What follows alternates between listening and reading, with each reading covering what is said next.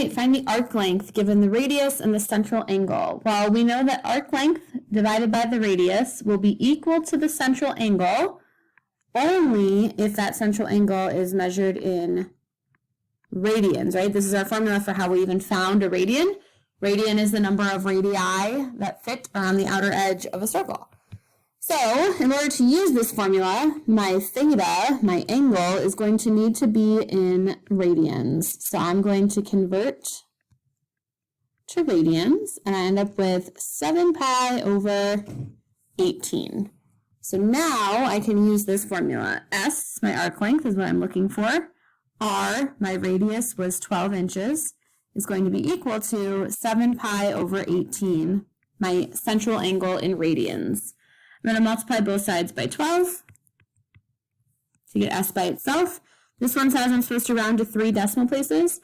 So when you type all of this into your calculator, all of this into your calculator, you end up with 14.661 inches. Come on, pen. You can do it. And that's your final answer. So the arc length is 14.661. Now, if we think about that in terms of angles and radii and all of that stuff coming together, so 7 pi over 18, 9 pi over 18 would be the top of the circle. So 7 pi over 18 is about here with a radius of 12. It's going to take an arc length of 14 to carve out. If I take a radius of 12 and curve it around, I'm going to need 1 radius and a little bit more, because 7 pi over 18 is going to be 1 and a little more radii.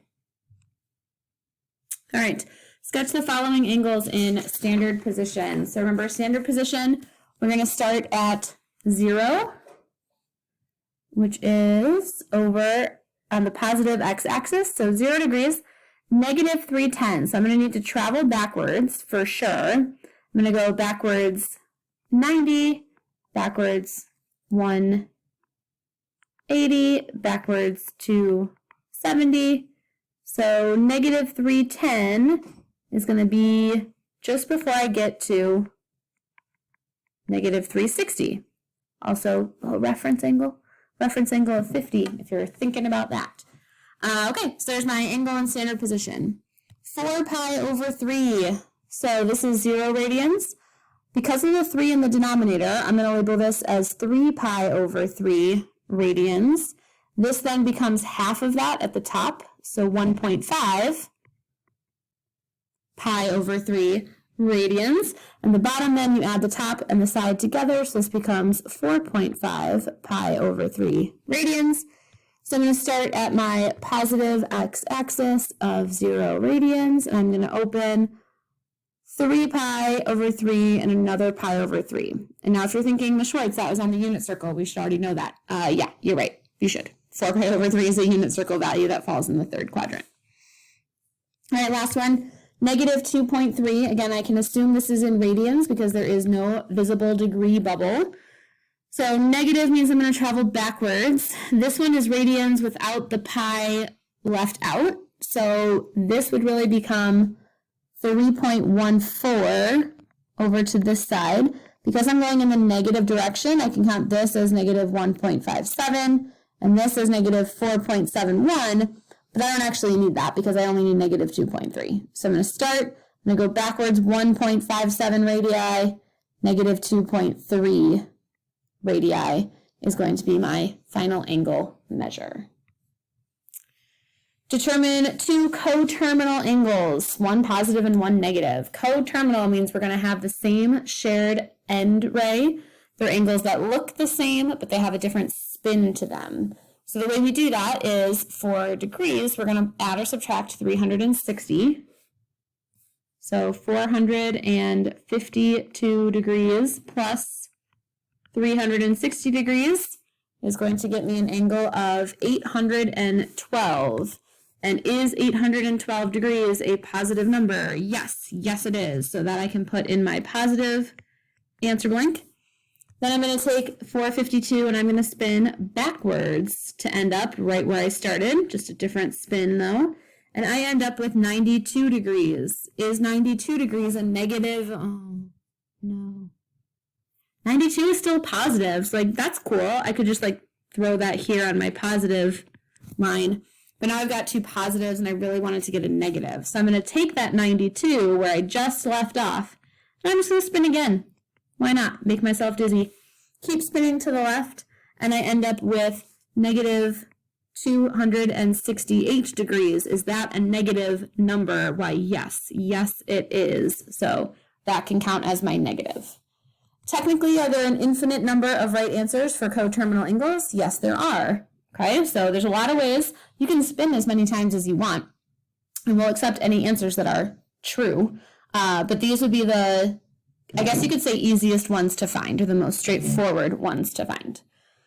What's next? Negative 4 pi over 5. So this time I'm still going to spin, except instead of spinning 360 degrees, I need to spin 2 pi radians.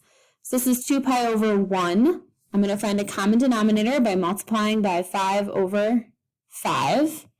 So I end up with negative 4 pi over 5 plus 10 pi over 5, which gets me 6 pi over 5. Is that a positive angle?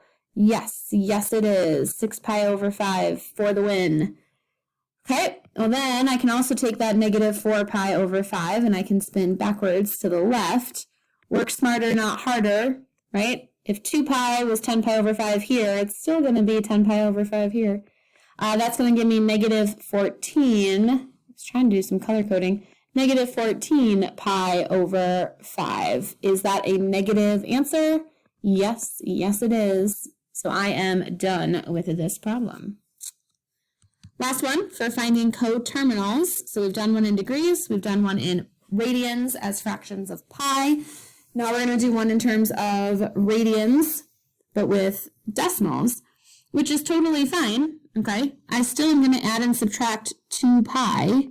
So negative 17.5 plus 2 pi, which is 6.28. I end up with negative 11.217. Is that a positive angle? No, no it's not, but it is a negative angle.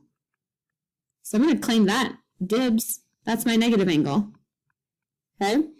Well, then I'm going to start from where I just left off there, and I'm going to spin again, negative 11.217, and I'm going to add 2 pi to that guy, and I end up with negative 4.934. Ugh, another negative angle. I mean, I can claim it, but I don't need it. Let's keep spinning. Getting dizzy. Add 2 pi, and I finally get 1.350. 1.350 is a positive number. So now I am done with my answers. Now, the other one that some students come up with for negative would be if you spun backwards, which is fine. You can spin backwards and you'll get negative 22.7. But again, you've already found a lot of negatives just in trying to get yourself to a positive coterminal angle. Supplement and complement. So supplement means 180 or a straight line. So pi or 180, depending on radians or degrees. And then complement means, I'm going to do some colors here too. Supplement we'll do in green. Complement means make a corner or a 90 degree or a pi over 2 angle to fit the leftover space. So supplement, I'm going to take 180 minus 140. And I end up with 40 degrees. So that is my supplement, 40. For a complement, I'm going to take 90 minus 140, and I end up with negative 50 degrees. But that is not allowed. So there is no complement because you ended up with a negative angle. The other way you can think about it is 140 degrees was already over 90 degrees. So you're not going to find a complement when you're already at or over your 90 degree mark. Same thing's going to happen except this time with pi. So I'm going to take my supplement, 180, which is the same thing as pi, minus 3 pi over 8. I'm not going to let fractions scare me. I am brave. I am confident. This needs a common denominator of 8 pi over 8. When I go through and simplify that, I get 5 pi over 8 for my supplement. My complement is going to be, terrible on my colors. Complement is going to be pi over 2, which is 90 degrees, minus 3 pi over 8. Well, pi over 2 needs a common denominator. I'm going to multiply this one by 4 over 4, so this is now a giant 8. 4 pi over 8 minus 3 pi over 8 leaves me with 1 pi over 8 as my complement. Last one. Just because there's no pi doesn't mean this isn't radians, right? This is radians because there's no degree bubble. So I'm going to take pi minus 1.35, and I get a supplement of 1.791.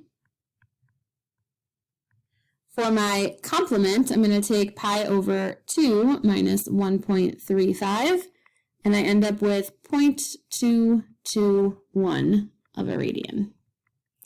Okay, so again, supplement, straight line, 180 if you're in degrees, or pi if you're in radians.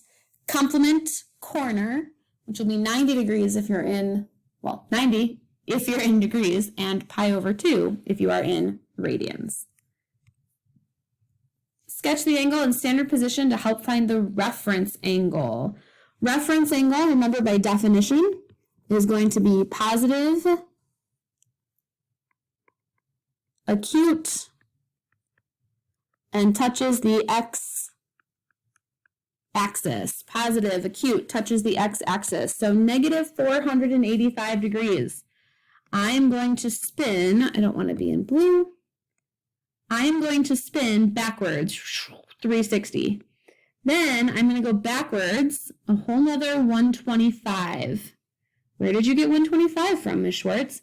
Well, negative 485 is coterminal with negative 125. So in thinking about drawing negative 485, I'm really just drawing negative 125. My reference angle then is the terminal ray, the end ray,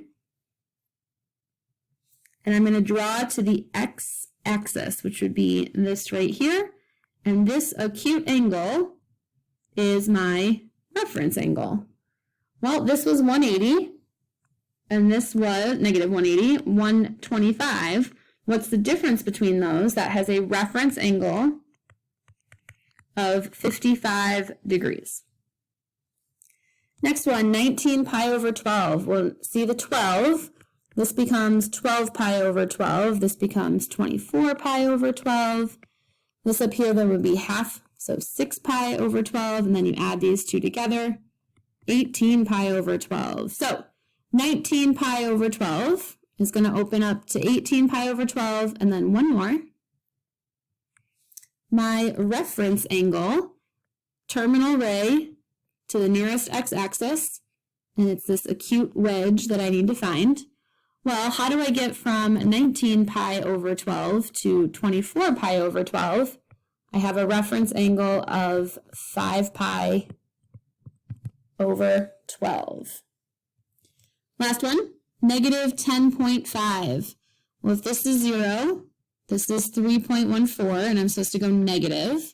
So this will be negative 1.57. This would be negative 4.71. This would be negative 6.28. So if I need to go negative 10.5, I need to find a coterminal. So I'm going to add 6.28, which is 2 pi, coterminal with negative 4.22. So instead of thinking about negative 10.5, I'll think about negative 4.22, and I will find my reference angle to the nearest x-axis. How do I get from negative 4.22 to my nearest x-axis, which was 3.14? That reference angle is going to be 1.08 radians. So again, if you have to spin more than once, that's totally fine. But you can just have to make sure you find your coterminal and still get to the nearest x-axis.